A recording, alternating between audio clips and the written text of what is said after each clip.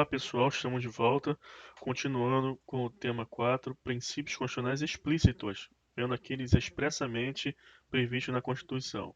Essa aula 12, quais são os princípios explícitos que vamos ver agora? É a ampla defesa e a plenitude de defesa no júri. E quais os assuntos que envolvem esses princípios que vamos tratar nessa aula? Vamos estudar súmulas, tem muita súmula, quando você estuda esse princípio da ampla defesa. Vamos ver a súmula vinculante 5, 523 do STJ. Aqui são súmulas que estão relacionadas, aí eu coloco junto. Súmulas 523 e 708 do STF, súmula 701 e a 631 do STF. Vê que são súmulas que estão relacionadas, e esse estudo aqui do nosso curso já sistematizado para você, te poupa de todo esse trabalho aí de estar fazendo essa compilação da matéria. Vamos ver a súmula 704, defesa técnica realizada por defensor público através de manifestação fundamentada, é um assunto importante, cobrado especificamente nas provas. Ampla defesa no inquérito policial, plenitude de defesa no júri, que tem um diferencial. Jurisprudência ao longo do tratamento dos assuntos, questão de concurso. Começar então falando da ampla defesa. É um princípio que está previsto junto com o contraditório que nós vimos no inciso 55 do artigo 5º da CF, que trata do rol dos direitos fundamentais. Aos litigantes em processo judicial ou administrativo e aos acusados em geral são assegurados o contraditório e ampla defesa com os meios e recursos a ele inerentes. Já vimos que a Constituição garante o contraditório e ampla defesa é assegurada aos acusados em geral, e que por esse motivo não é considerado um inquérito policial como um processo no qual deve ser garantido esses direitos constitucionais. Aqui, então vamos começar o estudo de súmulas, falando da súmula 5 e da 533 do STJ, que está relacionada, a súmula vinculante 5 e a 533 do STJ. O que diz a súmula vinculante 5? Que tem relação com esse estudo desse princípio que é da ampla defesa, que a falta de defesa técnica por advogado no processo administrativo disciplinar não ofende a Constituição. E qual o interesse de estudarmos essa súmula vinculante 5 para o processo penal? Porque nós temos também o processo administrativo disciplinar do preso. Então, é importante fazermos a ligação com essa súmula, porque lá no processo disciplinar do preso, essa súmula ela não vai ser aplicada. Vamos ver. 533 do STJ, a súmula. Para o reconhecimento da prática de falta disciplinar no âmbito da execução penal, é imprescindível a instauração de processo administrativo pelo diretor do estabelecimento prisional a assegurar o direito de ampla defesa, a assegurar o direito de defesa, a ser realizado por advogado constituído ou defensor público nomeado. Então, tem diversas questões sobre isso, e nós vamos ver ao longo dessa aula. Então, você vê que a súmula 533 do STJ ela excepciona a súmula vinculante 5, que traz um caso ainda mais específico do processo administrativo disciplinar no âmbito da execução penal do preso. Vamos ver também a súmula 523 do STF e a 708 também do STF que estão relacionadas. 523 fala o quê? Que no processo penal a falta de defesa constitui nulidade absoluta. Então, não teve nenhuma defesa, nulidade absoluta. Mas teve defesa e foi deficiente, ou seja, aí tem que ser demonstrado prejuízo para o réu. Então, mas a sua deficiência só anulará se houver prova do prejuízo para o réu. Vamos ver essa situação e os casos específicos. A súmula 708. É nulo o julgamento de apelação se, após a manifestação nos autos da renúncia do único defensor, o réu não foi previamente intimado para constituir outro. Aqui está relacionado a uma ausência completa de defesa. Então vamos ver esses dois súmulas. Outro par de súmulas vamos ver relacionados. 701 do STF. No mandado de segurança impetrado pelo Ministério Público contra a decisão proferida em processo penal, é obrigatória a citação do réu como litisconsórcio passivo. Você vê que todas elas visam que dão uma grande efetividade e ampla defesa. E você pode ler as súmulas várias vezes e compreender que está relacionando a busca de efetividade e ampla defesa, porque a questão de concurso cobra que é a literalidade das súmulas. Então, a gente como é que estuda isso? A gente mostra como é o entendimento, porque a razão de ser das súmulas, que é um respeito ao princípio da ampla defesa, porém os concursos vão cobrar o próprio texto da súmula, então você precisa também aí utilizar a sua memória. A única diferencial que nós podemos fazer é buscar um entendimento do porquê da existência da súmula para ajudar a lembrar. Súmula 631 do STF. Extingue-se o processo de mandado de segurança se um petrante não promove no prazo assinado a citação do litisconsorte passivo necessário. Também visa que efetividade e ampla defesa. E a súmula 704 do STF, que vamos ver ao final. Não viola as garantias do juiz natural, da ampla defesa e do devido processo legal a atração por continência ou conexão do processo do corréu ao foro por prerrogativa de função de um dos denunciados. Isso aqui é muito interessante. Vamos ver aqui também está relacionado ao estudo do princípio explícito da ampla defesa. Mas você também tem que estudar essa súmula quando estuda juiz natural e quando estuda devido ao processo legal. Vimos lá na primeira aula de princípios. Porque é uma situação bastante específica, por exemplo, o réu ele tem que ser julgado no STF. Só que tem réus não, que não tem a prerrogativa. Só que é o que? Uma atração por continência ou conexão desse co-réu ao foro de prerrogativa de função. E esse co-réu se sente o quê? Prejudicado, porque caso ele fosse julgado em primeira instância, ele teria mais chance depois com recursos para a segunda instância e também para também os recursos raros, RESP e RE. Mas quando ele é julgado direto lá, junto do outro co-réu que tem a prerrogativa, caso ele seja condenado, ele vai recorrer para quem? Então ele diz que se viola aqui o princípio do juiz natural. Então nós vamos começar falando sobre a súmula vinculante 5 do STF. A falta de defesa técnica por advogado no processo administrativo disciplinar não ofende a Constituição. Vamos ver aqui um julgado, RE, de 2008. Ora, se devidamente garantido o direito à informação, à manifestação, à consideração dos argumentos manifestados, a ampla defesa foi exercida em sua plenitude, inexistindo ofensa ao artigo 555. Está falando lá no processo administrativo. Por si só, a ausência de advogado constituído ou de defensor nativo com habilitação não importa a nulidade do processo administrativo disciplinar. Aqui está falando do processo administrativo disciplinar em geral, não do preso.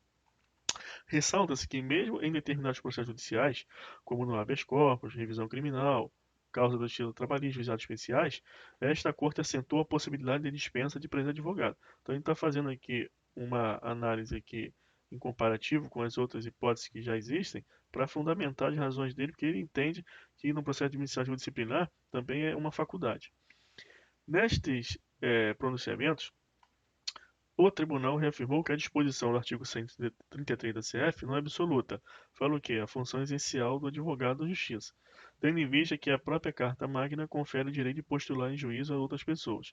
Então, isso aqui é um julgado apenas para você reafirmar a súmula vinculante 5, fazer você compreender a regra para você poder captar a exceção quando for o processo disciplinar do preso. Então, você está vendo os argumentos porque da existência da súmula vinculante 5.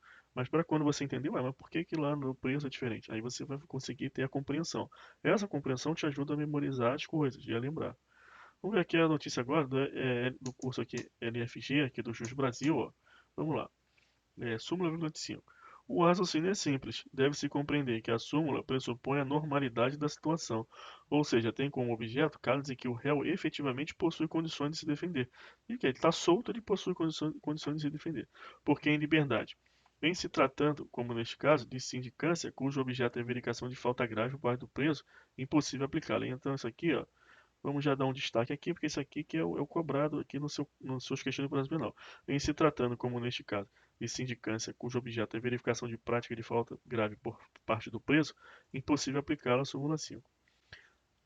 Mas você observa lá ó, que a Constituição ela fala aos litigantes em processo judicial ou administrativo e aos acusados em geral são assegurados o contraditório e ampla defesa, com os meios e recursos ali inerentes. Aqui não está dizendo que é garantido ampla defesa realizada através de advogado. Está dizendo que é garantida contraditório e ampla defesa. No caso do acusado, essa defesa técnica por advogado, ela é dita como necessária e imprescindível, porque por ele estar preso, ele não tem condições de realizar essa ampla defesa de forma plena. Então a questão é essa. E lá o ministro Gilmar Mendes, aqui nesse RE, ele fala que o artigo 133, que fala da essencialidade do advogado da administração da justiça, ela não é absoluta, já que tem outras exceções no juizado, no seu trabalho, que inclusive permitem lá o ius postulante, que é chamada a defesa pela própria pessoa. Então vamos seguir. Aqui, ó, aqui temos agora uma atenção aqui que eu botei. O PAD do preso para apuração de falta no presídio não se submete à súmula número 5, esqueci de advogado, nos termos da Lei de Execuções Penais. Então, o que acontece? Eu estou repetindo sempre, porque isso aqui vai cobrar na sua prova. Então, também a repetição faz parte do método de estudo. Súmula 533 do STJ. Agora, ó, o que vai dizer? Para o reconhecimento da prática de falta disciplinar no âmbito da execução penal, é imprescindível a instauração de procedimento administrativo pelo diretor do estabelecimento prisional, assegurado o direito de defesa a ser realizado, por advogado constituído ou defensor público nomeado. Então, nós vamos ver que lá em presídios tem o assistente jurídico lá da penitenciária. E aí, muitas vezes lá no processo administrativo não teve um advogado constituído nem o defensor público nomeado. Mas há a pretensão de anular esse processo, porque houve o quê? Uma assistência pelo defensor lá do presídio, assistente jurídico. E isso não é suficiente, precisa ter um advogado constituído por ele ou um defensor público nomeado para ele. Então vamos ver a questão desse tipo também. Essa súmula está relacionada, então, à situação da súmula 25, e você precisa aqui, ó, reler, ler, reler e entender essas coisas. Súmula 523. No processo penal, a falta de defesa constitui nulidade absoluta, mas a sua deficiência só anulará se houver prova do prejuízo do réu.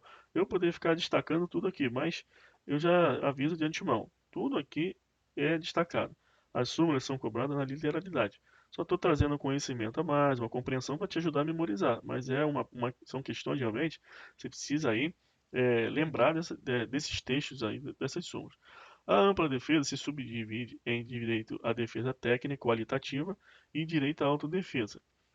A autodefesa pode ser positiva, contar a própria versão dos fatos, ou negativa, exercer o direito constitucional de permanecer calado sem que tal conduta seja interpretada em prejuízo da defesa. Então, isso aqui foi um resuminho que eu fiz a partir da leitura da doutrina e que nós vamos ainda ver ao longo dessa aula. Para você começar a desdobrar esse princípio explícito da ampla defesa e entender a sua semântica. Essa ampla defesa, ela significa realmente o direito de defesa. Essa direito de defesa, a doutrina vai dividir ela, vai desmembrar ela em defesa técnica e uma autodefesa, a defesa feita pela própria pessoa. Essa defesa técnica, no processo penal, ela tem que ser também qualitativa, porque se ela for insuficiente, fica sujeito a uma anulação aqui, ó, a anulação se houver prova de prejuízo. Então tem que ter o quê? Uma defesa técnica mais qualitativa. Mas também a ampla defesa abrange que é a autodefesa. Então, a autodefesa ela pode ser positiva, se o réu for lá e contar as próprias versões dos fatos. Pode ser uma autodefesa ativa, positiva. Entretanto, a doutrina também classifica o que? Uma autodefesa de negativa, quando ele exerce aquele direito constitucional que nós vimos de permanecer calado. E qual é a repercussão disso, de permanecer calado, que nós vimos na aula? Que essa conduta ela não pode ser interpretada como em prejuízo da defesa. Nós vimos o direito ao silêncio, lá nós estudamos as regras constitucionais aplicadas ao processo penal. Então eu vou botar o card aqui em cima do vídeo, você clica, vai ser direcionado lá para aquela aula que tratamos do direito ao silêncio. O Lenz aqui, que vai dizer: o princípio da ampla defesa obriga o juiz a observar o pleno direito de defesa aos acusados em ação penal. Em razão disso, aqui ó, eu vou destacar que isso aqui também é para massificar. Ainda que o réu diga que não quer ser defendido, o juiz deverá nomear defensor. Ademais, se o advogado, ainda que constituído, apresentar defesa insuficiente, o juiz deverá declarar o réu indefeso e dar a ele prazo para constituir novo defensor, sob pena de nulidade do julgamento. Então é isso, pessoal. Tem que observar que lá, como vimos aquela axiologia tridimensional da presunção de inocência, tem uma primeira regra deduzida, que é o quê? Por conta desse princípio, o que vai acontecer no processo penal? A primeira coisa é a inversão do ônus da prova. Quem tem que provar que a pessoa é culpada é a acusação. Então, essa exigência de defensor também está ligada. E agora você começa a ver como todo o estudo do processo penal é sistematizado, tudo está relacionado. Então, o nosso curso tem esse objetivo também de criar uma unidade na sua cabeça do processo penal e você acertar qualquer questão. Então, já que a presunção de inocência ela garante essa regra de tratamento durante a instrução processual, de quê? De que a inversão do ônus da prova, ela impõe à acusação provar que a pessoa é autora do crime e também a materialidade daquele crime. Logo, não pode haver a condenação porque não houve defesa, entendeu? Uma formalidade. Então está tudo relacionado. Além da defesa técnica, que é obrigatória, por meio de advogado constituído ou defensor nomeado pelo juiz, dativo ou público, é possível ainda a autodefesa, que é aquela exercida diretamente pelo acusado ao ser ouvido pessoalmente em interrogatório ou por meio de instruções que fornece ao seu defensor durante os atos processuais, nos quais tem direito de estar presente. A autodefesa positiva, ele está realizando aí um ato é, ativo, positivo, com relação à defesa. Isso aqui é uma questão mais doutrinária, a autodefesa positiva e negativa, mas as questões também podem trazer essas expressões e você já sabe o que é.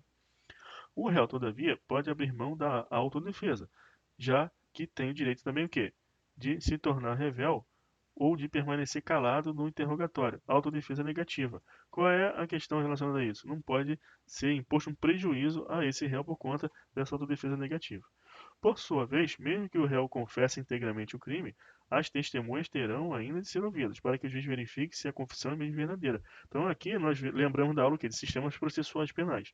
A confissão no sistema acusatório, republicano e democrático, vigente hoje, ele não constitui a confissão como a rainha das provas, como a rainha das como acontecia lá no sistema inquisitivo. Então, também, vou botar o card aí em cima, a aula de sistemas processuais penais.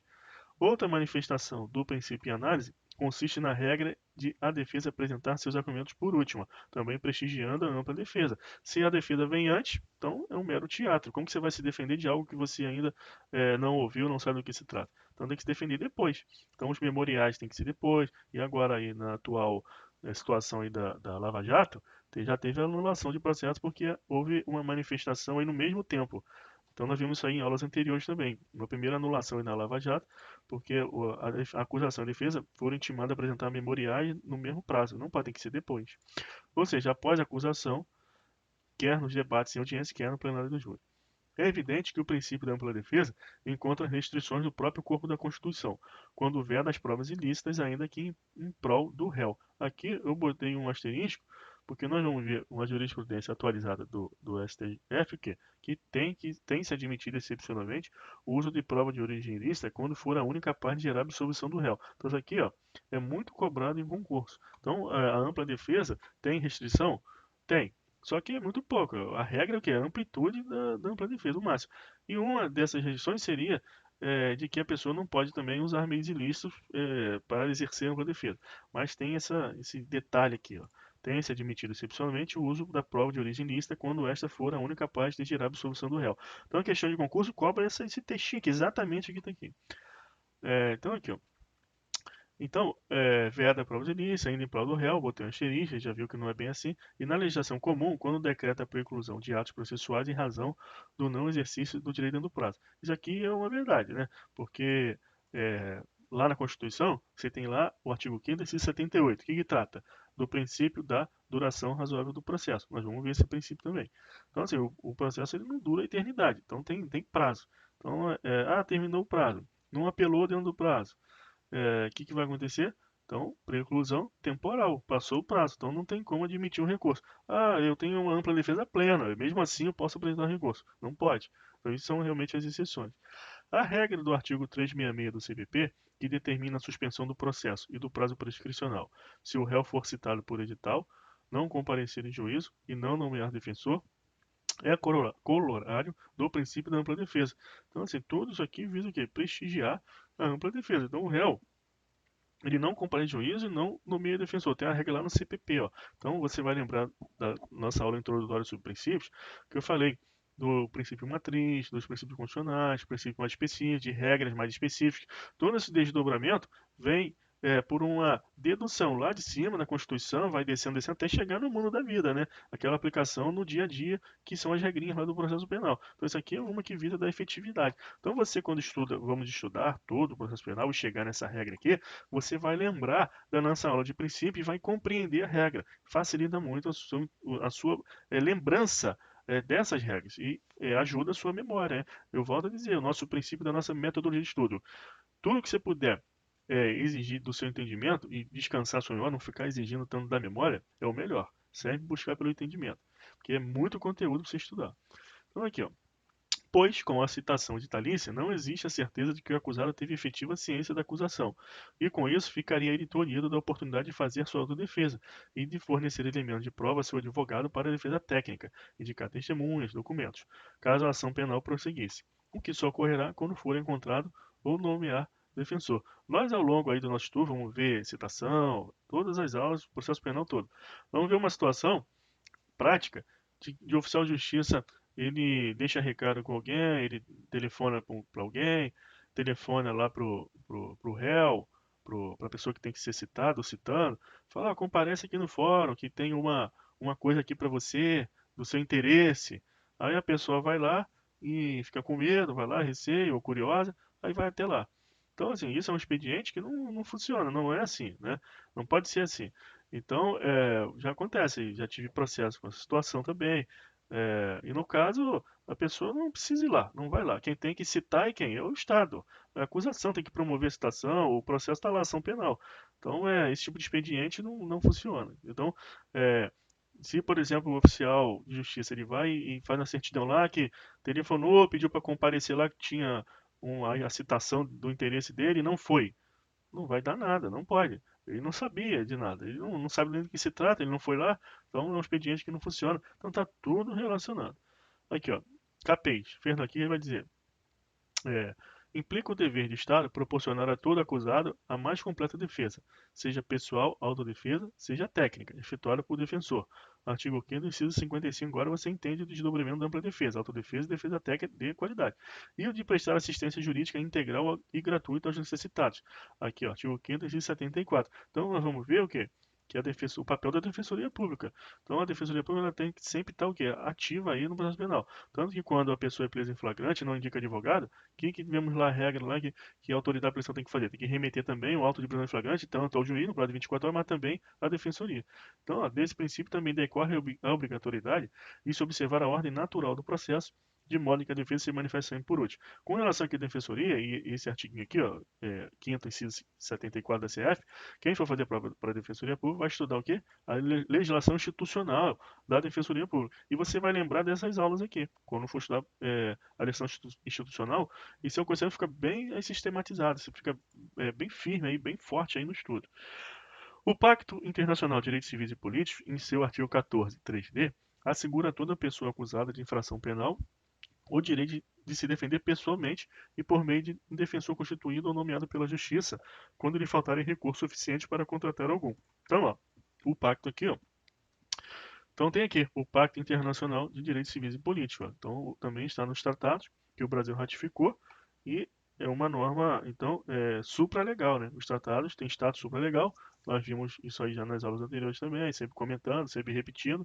Então tá toda uma busca de efetividade dessas normas, saindo da abstração e chegando em regras concretas para que possam serem aplicadas sem confusão interpretativa, aquelas divergências que não têm fim, para que limite realmente o grau de juízo dos aplicadores do direito. Interessante notar que, no procedimento de júri, após o oferecimento da defesa inicial escrita, prevista no artigo 406, vamos estudar júri aí na sua plenitude. Agora só estamos aí passando os artigos do CPP para você ir entendendo o princípio da ampla defesa. Autoriza-se a oitiva do MP nos termos do artigo 409, não havendo previsão legal para a réplica da defesa. Olha aqui, ó. Interessante notar que, no procedimento do júri, após o oferecimento da defesa inicial escrita, prevista em 406, autoriza-se a oitiva do MP, nos termos de 409, não havendo previsão legal para a réplica da defesa. Isso aqui, ó, tem que até botar aqui em destaque. Por quê? Porque tudo que é exceção, é uma restrição, e isso vai impactar no entendimento que você está desenvolvendo, é cobrado em prova. Então você tem que aqui, ó, é, é, se ligar aqui, né, nessas regrinhas. Aqui o note que ele vai falar agora. Ao réu é concedido o direito de se valer de amplos e extensos métodos para se defender da imputação feita pela acusação. Pode usar prova ilícita? Não pode, mas tem uma exceção. Se for a única que comprova a inocência do réu, o STF tem admitido. Então, encontra fundamento constitucional no artigo 555, considerado no processo parte hipossuficiente por natureza. Então, quando você vai estudar lá, mas a defensoria vai assistir o hipossuficiente, o necessitado. Quem está preso, ele está necessitado. Então, não importa se a pessoa é rica, tem muitos recursos financeiros. Se ela não quer advogar, não quer me defender, vai ser defendido pela defensoria pública por parte hipossuficiente por natureza, uma vez que o Estado é sempre mais forte, agindo por órgãos constituídos e preparados, valendo-se de informações e dados de todas as fontes às quais tem acesso. Merece o réu um tratamento diferenciado e justo, razão pela qual a ampla possibilidade de defesa de se lhe afigura a compensação devida pela força estatal. Então aqui é uma explicação muito importante para você compreender mais ainda por que essa regra da defesa obrigatória, da nulidade em caso de ausência de defesa, porque aqui dá uma explicação. Ó, o réu ele é possível de natureza, o Estado é bem forte. Ele age munido ali de vários recursos e instrumentalizado por diversos órgãos próprios para isso. O Estado de investigação, tem um inquérito policial, tem um Estado de acusação, um corpo, uma instituição, o Ministério Público, toda preparada para isso. A ampla defesa gera inúmeros direitos exclusivos do réu, como é o caso de ajuizamento da revisão criminal, instrumento vedado à acusação, vamos ver a revisão criminal lá no finalzinho, quando for vemos recurso, apesar da revisão não ser recurso, como nós vamos ver. Instrumento vedado à acusação, bem como a oportunidade de ser verificada a eficiência da defesa pelo magistrado, que pode desconstituir o advogado escolhido pelo réu, fazendo eleger outro ou nomeando um dativo, entre outros. Lembre-se da existência do contexto do júri, do princípio da plenitude de defesa. Vamos ver esse princípio, que ele tem um plus ainda. No júri, processo da competente tribunal de júri tem um plus. A ampla defesa, ela já é muito forte para qualquer processo. Ela se irradia de forma abrangente todos os processos penais dentro do nosso contexto que estamos entendendo. É, a ampla defesa, você vê que a processo penal ela é mais forte. No processo civil, se não tiver defesa, o que acontece? Aí aplica lá revenia, confissão, etc. Agora, no processo penal, é nulo, o processo é nulo. Então é mais abrangente. Só que no tribunal do júri é mais abrangente ainda. Então tem a diferença, nós vamos ver. Aqui, ó, eu trouxe umas regrinhas aqui, direitos e garantias fundamentais. Nós já vimos as aulas das regras e tal. Mas é importante trazer de novo para fortalecer mais o nosso entendimento sobre esse tema que estamos estudando. Olha aqui o inciso, ó, 63 aqui da CF. O preso será informado de seus direitos, entre os quais o de permanecer calado, direito ao silêncio, sendo-lhe assegurado sendo da família e advogada. Olha aqui, ó, puxando aqui para a defesa por advogado. O Estado prestará assistência jurídica integral e gratuita aos que comprovarem insuficiência de recurso.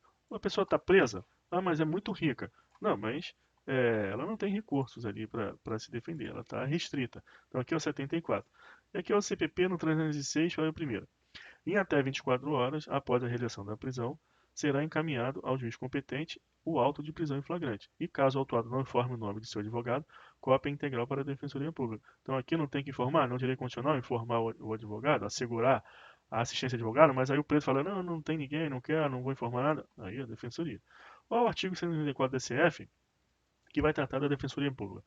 A Defensoria Pública é a instituição permanente essencial à função jurisdicional do Estado, incumbindo-lhe como expressão instrumento do regime democrático, fundamentalmente, a orientação jurídica, a promoção de direitos humanos e a defesa em todos os graus, judicial e extrajudicial, dos direitos individuais e coletivos de forma integral e gratuita, aos necessitados na forma do artigo 74 e do artigo 5º da CF. Ó. Tudo sistematizado e relacionado. Aqui ele vai falar aqui, ó, orientação jurídica, promoção de direitos humanos e defesa em todos os graus judicial e extrajudicial dos direitos individuais. A liberdade é um direito individual. Então, tratado o quê? Pela Defensoria Pública, tem essa atribuição. Olha aqui, com essa regrinha, que você vai tomar ciência agora, e despenca também em concurso público. Que essa assistência pela Defensoria Pública, essa defesa técnica, tem que ser sempre manifestação fundamentada. Quem atua como advogado, quem trabalha aí já na prática jurídica, sabe o que é feito quando o procurador ele vai se manifestar nos autos, ou a defensoria vai se manifestar nos autos, ele se manifesta por cota. Então vai lá atrás, lá na folhinha lá, do próprio processo, faz uma cotinha ali, simples, tal, mais tranquila, né? Pela quantidade de processos que eles têm que agir, então tem essa prerrogativa. Só que tem uma regra do CPP que ela exige o quê? Para garantir uma defesa técnica de qualidade. Então essa regra aqui, ela é aplicação tudo ou nada, é bem forte. Olha o que diz aqui, ó. A defesa técnica, quando realizada por defensor público ou dativo, será sempre exercida através de manifestação fundamentada. Então, assim, como que eu vou fazer uma defesa plena, fundamentada, através de uma cota lá no processo, aquele parágrafozinho ali, a caneta? Então, assim, deve-se fazer uma defesa fundamentada, mas não fundamentada. Agora, como que vai ser feito isso? Uma petição, lá bonitinha, formatada, com as argumentações devidas. Isso aqui é para quê? Para garantir realmente a qualidade da defesa, evitar o quê? Aquelas cotinhas lá que não passa ali batido muita coisa, no processo penal, infelizmente, pode acontecer. Então, tem essa regra que você precisa lembrar disso aqui. Súmula 708 do STF. É nulo o julgamento da apelação se, após a manifestação nos autos da renúncia do único defensor, o réu não foi previamente intimado para constituir outro. Isso aqui também é cobrado na literalidade. É a hipótese de ausência de defesa. Não houve a renúncia do único defensor? Como que não vai constituir outro lá para apresentar lá a contrarrazão e atuar na segunda instância? Não dá. HC, aqui de 2009. Apesar da expressa renúncia do mandatário e de seu pedido para intimação do paciente para constituir novo defensor, tais fatos não foram percebidos pela segunda Câmara Criminal do Tribunal de Justiça de Goiás, que realizou o julgamento de regulo de apelação sem que o ora paciente tivesse defensor constituído, sequer sendo designado defensor dativo para representá-lo, o que evidencia flagrante ofensa aos princípios da vida processual e da ampla defesa. Esta Corte tem entendimento firmado, no sentido de que o réu deve ser cientificado da renúncia do mandado pelo advogado, para que constitua outro, sob pena de nulidade por cerceamento de defesa. Tal entendimento restou sedimentado no enunciado da súmula 708 do STF. Inclusive, na apelação, tem a possibilidade da sustentação oral, que é muito importante. A sustentação oral é muito importante. Muitos recursos são providos ou desprovidos com base na sustentação oral feita ali pelo defensor. Então, ficou privado também disso aqui. Súmula 701 e a 631 do STF. Aqui, ó, 701. No mandado de segurança impetrado pelo Ministério Público contra a decisão proferida em processo penal, é obrigatória a citação do réu como litisconsorte passivo. Então, olha só que força aqui da ampla defesa, esse prestígio. Então, o Ministério Público entra com mandado de segurança lá, autoridade coatora, aí dá lá o juiz da vara criminal e tal. Tem que ser colocado lá o réu como litisconsorte passivo lá, juntamente com a autoridade coatora. É obrigatória a citação. Súmula 631. Extingue-se o processo de mandado de segurança se o impetrante não promove no prazo assinado a citação do litisconsorte passivo necessário. Você vê que estão relacionados. Ó. Tem que haver a citação do réu como litisconsorte passivo necessário e tem que ser promovida no prazo assinado essa citação. Se não for feita, litisconsorte passivo necessário. Extingue-se o mandado de segurança. HC. Esse aqui é antigo, 97, mas é importante ver porque aquela jurisprudência é sedimentada.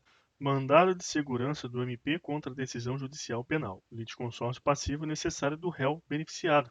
A admitir-se mandado de segurança do Ministério Público contra decisão favorável à defesa no processo penal, o réu é litisconsórcio passivo e não mero assistente litisconsorcial, impondo-se sua citação sob pena de nulidade. Súmula agora 704 do STF. Vamos lá ver essa súmula. Não viola as garantias do juiz natural, da ampla defesa e do devido processo legal a atração por continência ou conexão do processo do corréu ao foro por prerrogativa de função de um dos denunciados. Então você estuda essa súmula com o juiz natural, ampla defesa e devido processo legal. Foi na nossa primeira aula do princípio matriz, porque essa situação não vai violar essas garantias. Qual situação? Essa atração por continência ou conexão do processo do corréu ao réu que tem o quê? Foro por prerrogativa de função. Então, como vocês sabem, tem autoridades que, devido ao cargo exercido, têm foro por prerrogativa. Quando estudamos competência, nós vamos ver tudo isso, a competência por foro de prerrogativa de função. Não vamos ver em detalhes, competência do STJ, competência do STF, etc. E aqui, quando tem um corréu que ele não tem o foro prerrogativa, há justamente o quê? Aquela atração por continência ou conexão. E dizem que não viola essas garantias.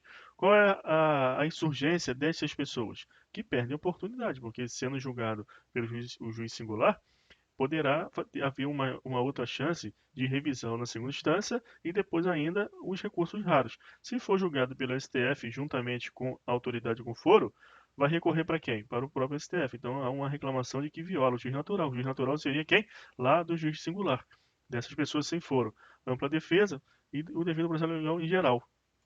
Olha aqui, ó. Em razão do excesso de corréu sem foro no caso do mensalão, houve mudança na jurisprudência que, com base no artigo 80 do CPP, mitigou a aplicação da súmula 704, admitindo a possibilidade de desmembramento a critério do tribunal. Então, olha aqui o que o seu concurso vai te perguntar. A regra da súmula 709, que não viola as garantias, mas uma exceção, uma nuance no entendimento, por quê? Por causa do caso do mensalão, que tinha lá quantos corréus lá, sem prerrogativa, sendo julgados no STF. Isso assoberbou o STF. Então, tinha mais corréu sem prerrogativa do que réu. Então, houve uma mitigação no entendimento com base nessa interpretação do artigo 80, que vai ser admitida essa possibilidade de desmembramento a critério do tribunal.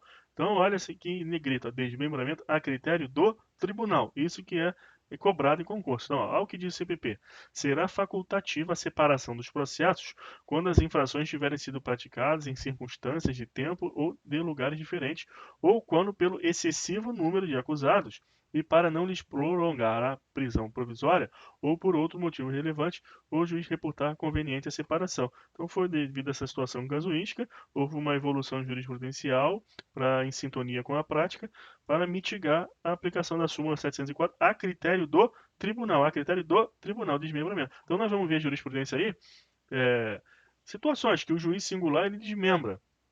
Quando, principalmente esse tipo de caso, quando há interceptação telefônica, então nas escutas verifica-se que tem uma autoridade com foro, e aí não pode mais investigar, teria que mandar o quê? Para o órgão competente. E o juiz singular ele desmembra para poder prosseguir as investigações ali. Então não pode, nós vamos ver esse caso com calma, etc. Mas o que você precisa entender é que está tudo entrelaçado, tudo tem uma causa.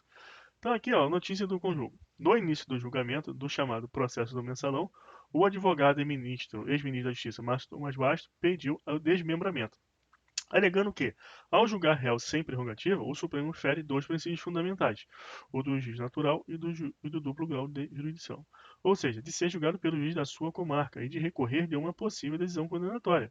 Contra as decisões do STF, não há recurso senão para o próprio tribunal. Aqui, ó, recurso ordinário aqui em habeas corpus. Olha só o que nós vamos ver. Desmembramento caracterizado. Violação de competência exclusiva da corte, juiz natural da causa. É aquela situação ó, que eu comentei acima. O juiz vai desmembrar, não pode, é a competência do tribunal. Violação de competência exclusiva da corte, juiz da causa, que é o juiz natural da causa. Invalidade das interceptações telefônicas relacionadas ao recorrente nas operações Vegas e Monte Carlos e das provas diretamente delas derivadas. Teoria dos frutos da árvore envenenada. Nós vamos ver isso aqui com calma quando estudarmos o princípio que? Vedação das provas ilícitas. Então vai acompanhando. Desde o início da operação em 2011, já havia indícios relevantes de envolvimento do recorrente com os fatos apurados, sendo certo que não cabia o juiz de primeiro grau para prosseguir com as investigações e promover seu desmembramento. O que aconteceu aí? O juiz verificou que tinha autoridade com foro e para prosseguir com as investigações desmembrou. Só que o desmembramento lá, ó, do artigo 80, não é facultado como? Quando infrações tiverem sido praticadas em circunstâncias de tempo ou de lugar diferente, ou excessivo número de acusados, o juiz reputar conveniente. Só que aqui entra ainda mais uma exceção, que qual é a exceção? Da competência, o quê? Por foro de prerrogativa de função. Então, nesse caso específico, o juiz aplicou o artigo 80, mas quem tem que aplicar o artigo 80, no caso dessa situação de corréu ao réu com foro para o prerrogativo de função, é do órgão competente para julgar quem? Para julgar a autoridade com foro, que é aquele réu que não tem foro, ele fica traído também para esse juiz natural, que é o tribunal. Então, nesse caso, o juiz singular aplicou 80, mas quando se discute a prerrogativa de foro, a competência já não é do juiz. Ele fez uma aplicação aqui que não foi de acordo com a norma. Então, o que aconteceu lá? Desde o início da operação 2001 já havia índices disso. Então ele não podia desmembrar, tinha que remeter imediatamente lá para o órgão competente. Tal como ocorreu ao se determinar a formação de autos em apartado, contendo relatório da inteligência acerca dos encontros fortuitos envolvendo pessoas que possuem prerrogativo de foro. Então o que o juiz fez? Ele determinou a formação de autos apartados e tudo que se ouvir ali na interceptação, que era relativo à autoridade com foro, ele atribuiu a denominação de encontros fortuitos, e aí ia juntando ali para que não podia investigar, enquanto o Fortune ia remetendo ali, juntando tudo ali naquele relatório de autos apartados para remeter depois para o STF. Só que o que aconteceu? Recurso parcialmente provido para se conceder a ordem de habeas corpus no sentido de invalidar as interceptações telefônicas relacionadas ao recorrente nas operações VEG e Multicato realizadas em primeiro grau, bem como as provas diretamente dela derivadas, determinando seu desentramento dos autos da ação penal a qual responde perante o Tribunal de Justiça do Estado de Goiás. Então, o que aconteceu? Ó? O processo, devido ao processo legal, aquela aulinha lá do princípio matriz, vai acarretar o quê? Nulidade. Então, todo o trabalho, todos os recursos disponibilizados pelo Estado, muito custo, tudo não deu em nada. Invalidou tudo, perdeu tudo. Então, aqui, ó. Agora vamos ver esse detalhezinho aqui, ó. Ampla defesa no inquérito. Já vem falando muito, então para você já está fácil. O teor do artigo 555 da CF justifica a não aplicação da ampla defesa no IP. Haja vista que a garantia é do acusado e não do investigado. Que já repeti tanto que você já compreendeu, aos acusados em geral. O que o Lenza vai dizer? Caráter inquisitivo. O inquérito é um procedimento investigatório em cujo tramitar não vigora o princípio do contraditório, que nos termos do artigo 555 da CF, só existe após o início efetivo da ação penal, quando já formalizada uma acusação admitida pelo Estado juiz. Então, ó, o caráter inquisitivo, lembra lá do sistema inquisitivo? É o inquérito policial. A propósito, Sendo a sindicância ou inquérito simples procedimento de aferição da procedência ou não da notícia-crime, incabível reclamar contraditória de provas por conta do direito à ampla defesa. Então, ó, tem aqui uma sindicância, inquérito sim para aferição da procedência da notícia-crime. Então, tem mais aqui essa motivação aqui do ministro aqui, ó, do STJ. Plenitude de defesa no júri. O que é isso? É a ampla defesa, porém, com mais rigor. Vamos ver por quê. Olha o note aqui que ele vai dizer. Os vocábulos são diversos e também o seu sentido. Amplo significa o quê? Vasto, largo, muito grande, rico, abundante, copioso. E pleno significa completo, absoluto, repleto, cabal, perfeito. O segundo é evidentemente mais forte que o primeiro. Então, por isso que estamos falando do júri, plenitude de defesa. Mais rigor, mais absoluto, mais robusto que a ampla defesa dos processos em geral e com mais rigor ainda no processo penal. Assim, no processo criminal, perante o juiz-togado, tem um acusado assegurado a ampla defesa, isto é, vasta possibilidade de se defender, propondo prova, questionando dados, contestando alegações, enfim, oferecendo os dados técnicos suficientes para que o magistrado possa considerar equilibrada a demanda, estando de um lado o órgão acusador e de outro uma defesa eficiente. Por outro lado, no tribunal do júri, onde as decisões são tomadas pela íntima convicção dos jurados, olha isso aqui, ó, por que você entende que no júri o princípio da ampla defesa ele é chamado de plenitude de defesa. Tem que ser ainda mais rigoroso. Se no processo penal a ampla defesa é mais rigorosa que o processo civil, trabalhista, no processo, no tribunal do júri é mais ainda. Por quê? Por causa desse detalhe aqui, ó. Os jurados, eles não lançam mão aqui do livre convencimento motivado. Não precisa fundamentar. É o quê? O princípio da convicção íntima. Ele julga, não precisa dizer o motivo. Então, por essa razão, a chance de defesa do réu fica ainda mais difícil, porque ele não tem ali os motivos por que os jurados julgaram daquela forma. Então, a plenitude da defesa é um princípio mais robusto. Então, ó, os jurados julgam sem qualquer fundamentação, onde prevalece a oralidade dos atos e a concentração da produção de provas, bem como a identidade física do juiz. Torna-se indispensável que a defesa atue de modo completo e perfeito, que é tudo ali, ó, no ato, logicamente dentro das limitações impostas pela natureza humana.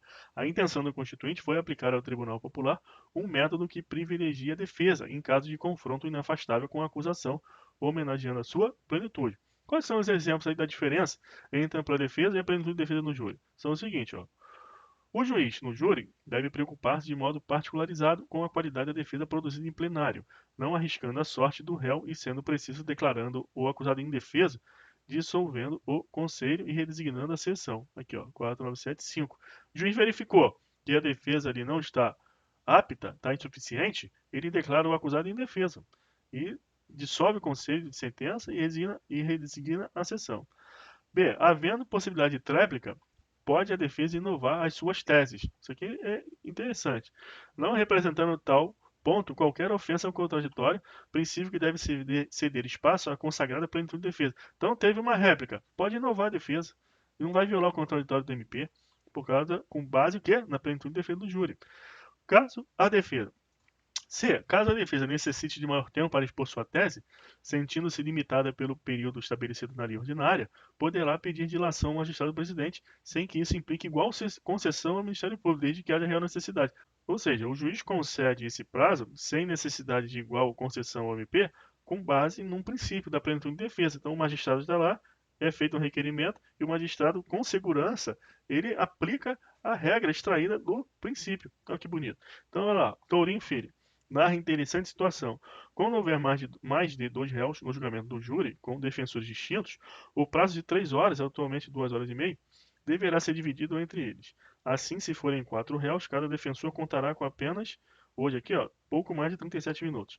Portanto, para evitar que a plenitude de defesa seja ferida, das duas uma, ou o juiz-presidente aumenta o prazo para os defensores, ou desmembra o julgamento a teor do artigo 80, que é o artigo 80. Então, o princípio da plenitude de defesa do júri exige o quê? Inclusive, toda essa interpretação hermenêutica, inclusive para exigir o quê? O desmembramento do processo com base no artigo 80. Olha a fundamentação que a gente vai fazer para desmembrar com base lá no princípio da plenitude de defesa. Também muito bonito e interessante aqui a interpretação.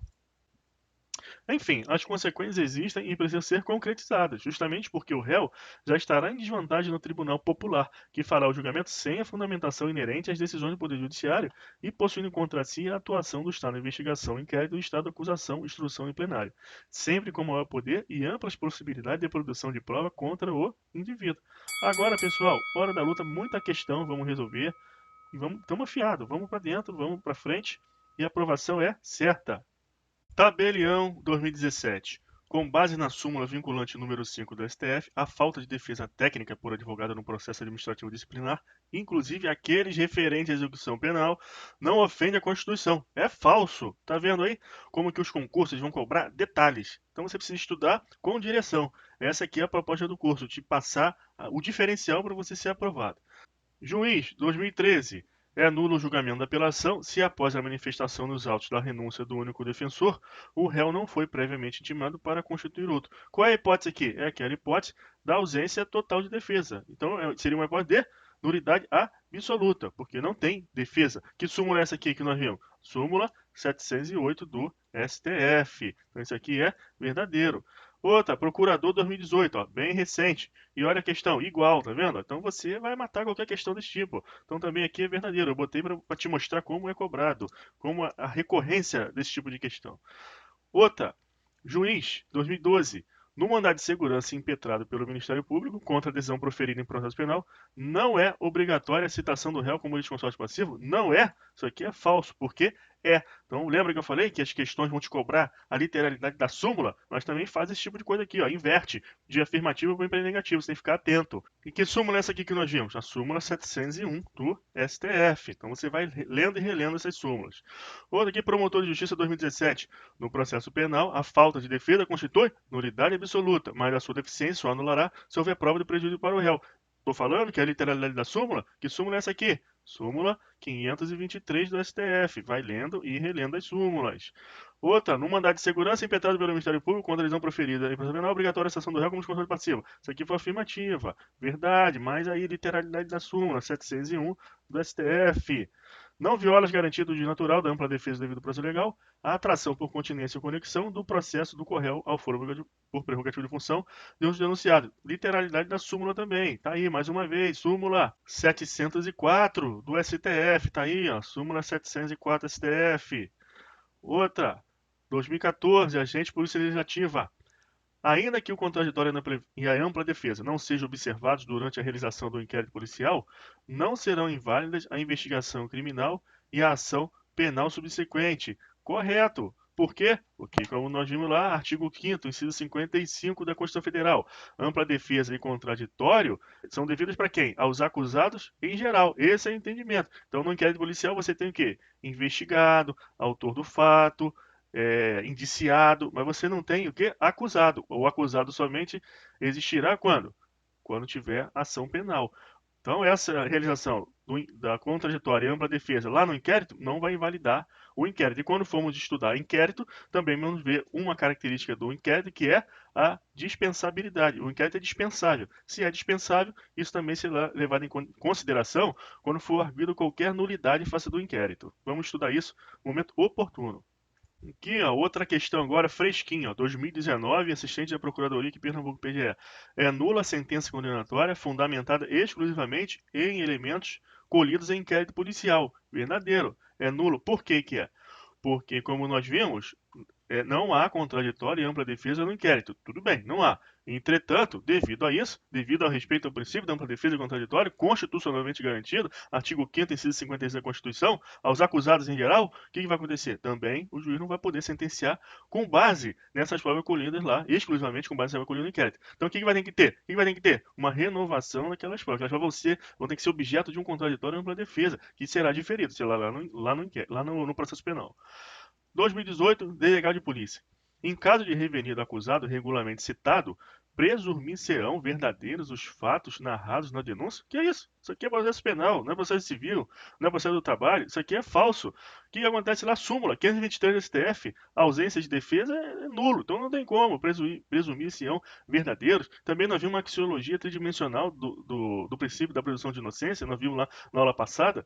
O que acontece por causa desse princípio? inversão total do ônus da prova. A acusação tem que provar a liberdade é um direito individual. Então não pode, isso aí não funciona no processo penal. Nessa questão, você vai matar o quê? Pelo seu entendimento, você não precisa ficar decorando nada. Outra, 2013, delegado. Sobre o direito de defesa, tem-se que a defesa técnica é indispensável na medida em que, mais do que garantir o acusado, é a condição de paridade de armas, imprescindível a concreta atuação do contraditório. A defesa técnica é indispensável na medida em que, ó, aqui você já vai lembrar o quê? Da súmula 523 do STF. Se não tem defesa e é nulo, é porque é indispensável. Então, na medida em que mais do que garantia do acusado é uma garantia, está lá no artigo 5º, inciso 55, ele está falando acusado. Se ele estivesse falando inquérito indiciado ou tudo fato investigado, estaria errado, mas o artigo 5º, inciso 55, garante ao acusado a ampla defesa. A ampla defesa, ela inclui o quê? A defesa técnica e a autodefesa. A autodefesa pode ser positiva ou negativa.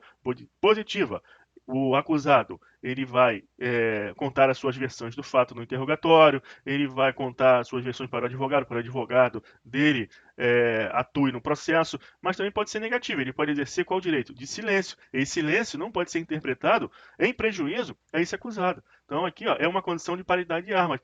Por quê? Porque como nós vimos que na doutrina e colocamos no curso, o Estado tem todo um aparato, órgãos próprios que só fazem isso, só acusam. Mas o acusado, ele não. Ele precisa o quê? Ter elementos que igualem forças para que a ampla defesa seja exercida com efetividade, para que inocentes não sejam presos. Então, isso aqui, então, é imprescindível a concreta atuação do contraditório. Lógico, se não tiver uma defesa técnica indispensável, como que vai ter um contraditório concreto? Vai ser um teatro. Será um teatro. Então, isso aqui é verdadeiro, uma questão interessante, já um pouquinho mais difícil, requer já uma reflexão. Constitui nulidade relativa violadora do princípio da ampla defesa a nomeação de defensor dativo sem intimação do réu para constituir novo defensor em virtude da renúncia do advogado. Isso aqui é nulidade relativa, tem que ter intimação do réu. Não, como assim? Vai nomear um defensor dativo, o réu não sabe de nada, ele escolheu? Não pode, tem que ser, isso aqui não pode, aqui é falso. Na investigação criminal, a defesa é imprescindível. Falando de inquérito, a defesa é imprescindível. Já viu que não está bem. Vamos ler mais essa questão. Uma vez que nessa fase são assegurados contraditório, ampla defesa, assistente advogado ao preso em flagrante. Que isso, investigação criminal não pode. Isso aqui é falso. A autodefesa, composta pelo direito de audiência e pelo direito de presença. Isso aqui também, ó. A autodefesa, ela é o direito de audiência. Que direito de audiência é esse? É a autodefesa positiva. A audiência é o quê? De ouvir. Então pode ouvir o que o acusado tem a dizer. E também pelo direito de presença. Ele tem que estar presente aos atos processuais, senão ele pode exercer a autodefesa positiva. Então é dispensável pelo juiz, a autodefesa é dispensável pelo juiz, mas dela o acusado não poderá renunciar, devendo a ele ser imposta. O que é isso? Não tem nada de ser imposta, a autodefesa imposta é dispensável pelo juiz, a ampla defesa, o juiz pode dispensar a ampla defesa. Isso aqui é uma questão totalmente errada. Defensor Público 2014. Da ampla defesa, assegura ao réu a indisponibilidade e ao direito de defesa técnica, que pode ser exercida por defensor privado ou público. Entretanto, quando a defesa técnica for realizada por defensor, será sempre exercida através de manifestação fundamentada. Correto, isso aqui, ó. Por que é assim? Por que através de defensor público tem que ser essa regrinha do CPP de manifestação fundamentada? Porque o defensor público, ele tem muitos processos. Então precisa ter uma defesa efetiva, porque se não tiver efetiva, a súmula 523, ela atribui prejuízo à insuficiência de defesa. E na ausência de defesa, também vai atribuir o quê? Nulidade. Então, como os advogados públicos eles se manifestam por cota, que é a prerrogativa, então essa regra processual ela vem para garantir uma ampla defesa efetiva, a garantia da defesa. Defensor Público, 2013. A defesa técnica é aquela exercida por profissional legalmente habilitado, com capacidade postulatória, constituindo direito indisponível e irrenunciável. Ao réu é assegurado o exercício da autodefesa, consistente em ser interrogado pelo juízo ou em invocar direito ao silêncio, bem como de poder acompanhar os atos da instrução criminal, além de apresentar ao respectivo defensor a sua versão dos fatos para que este elabore as teses defensivas. Ao acusado, contudo, não é dado apresentar sua própria defesa, quando não possuir capacidade postulatória. Corretíssimo, corretíssimo. Tem que ter defesa técnica. Para ter defesa técnica, tem que ter capacidade postulatória. Quem tem capacidade postulatória? O advogado. Então, como que ele vai apresentar a própria defesa técnica? Então, não pode. Ele pode exercer a autodefesa, que é o direito ao silêncio, ou a autodefesa positiva, como disse aqui, contar a versão dos fatos, apresentar ao defensor também a versão dos fatos, para que ele elabore as teses defensivas, mas não apresentar a própria defesa. Verdadeira, uma questão boa, que te revisa para você o conteúdo programático aqui do tema que você está estudando. 2013, tabelião. Ainda que seja nomeado defensor dativo pelo juiz, o denunciado deve ser intimado para oferecer contra-razões ao recurso interposto pelo MP, contra a decisão que tenha rejeitado a denúncia, sob pena de nulidade. Ó, rejeitou a denúncia.